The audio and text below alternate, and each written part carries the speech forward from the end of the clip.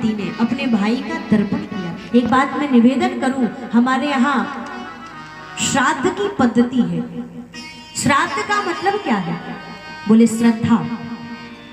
श्राद्ध का मतलब है श्रद्धा।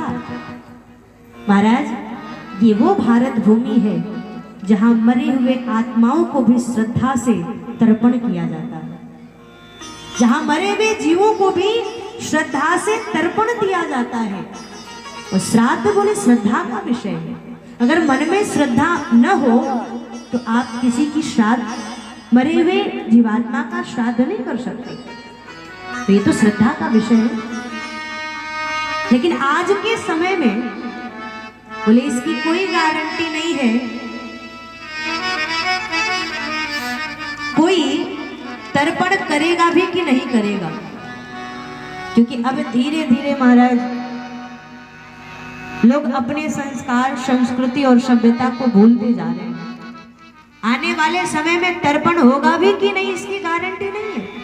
एक प्रसंग मैं आपको सुनाऊं। एक बार एक सेठ जी थे, मरे महाराज, 3 बेटे थे उनके। पत्नी को छोड़ करके सेठ जी चले गए।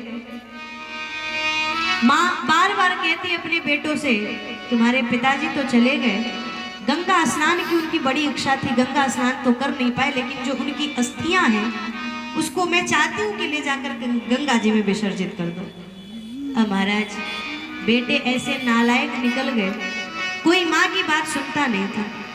माँ बार बार रो रो के कहती, तुम्हारे पिताजी की गंगा स्नान करने की इच्छा थी, स्नान किया नहीं, तो जो उनकी अस्थियां उसको गंगा में विसर्जित कर दो। एक दिन कहने पे, बहुत कहने पर छोटे बेटे ने सुन लिया, पिताजी की अस्थियों को लिया और लेकर के चला वो गंगा जी में विसर्जित करने के लिए। महाराज घर से 16 किलोमीटर पे गंगा जी थी। साइकिल पे बैठा और बैठ करके गंगा जी चला पिताजी की अस्थि विसर्जित करने के लिए। लेकिन 16 किलोमीटर भी उसके लिए बड़ा दूर था। अब मात्र 4 किलोमीटर और बचा था। उसके पहले एक बड़ा सा नाला मिला। उसने सोचा कि ये नाला भी आखिर बह करके जाकर गंगा जी में ही मिल जाएगा, क्यों न पिताजी की अस्थियों को नाला में ही विसर्जित कर। तो उसने अपने पिताजी की अस्थियों को नाला में विसर्जित कर दिया और घर वापस चला आया। माँ ने पूछा, बेटा पिताजी की अस्थियों को विसर्जित कर दिया? बोले हाँ हाँ, बहुत श्रद्धा से कर दिया, बिल्कुल अच्छे से कर दिया। माँ बड़ी खुश हुई कि चलो कम से कम अंतिम इच्छा पूरी हो गई। लेकिन रात्रि में जब सोई तो स्वप्न देखा उसने। क्या देखा? बोले सेठ जी सपने में आके कहते हैं, अरे देवी क्या बताऊं, 3 बेटे हुए और वो भी ऐसे नालायक, तुमने जिसको भेजा था ना मेरी अस्थि विसर्जित करने के लिए गंगा जी में, अरे उसने गंगा में नहीं बल्कि नाले में मेरी अस्थियों को विसर्जित कर दिया। सेठ जी बड़े दुखी थे। अब सुबह सेठ जी की पत्नी उठी, आंख खुली, बेटे से जाके कहा, क्यों बेटा तुमने मुझसे झूठ क्यों बोला? बेटे ने कहा, कौन सा झूठ माँ? अरे सपने में तुम्हारे पिताजी आए थे और रो रो करके मुझसे कह रहे थे कि बेटे ने मेरे अस्थि को गंगा जी में नहीं बल्कि नाले में विसर्जित किया है। तो बेटा मैं जान गई हूँ कि तुमने अपने पिताजी की अस्थियों को गंगा जी में नहीं बल्कि नाले में विसर्जित किया है। ऐसा क्यों किया बेटा तुमने?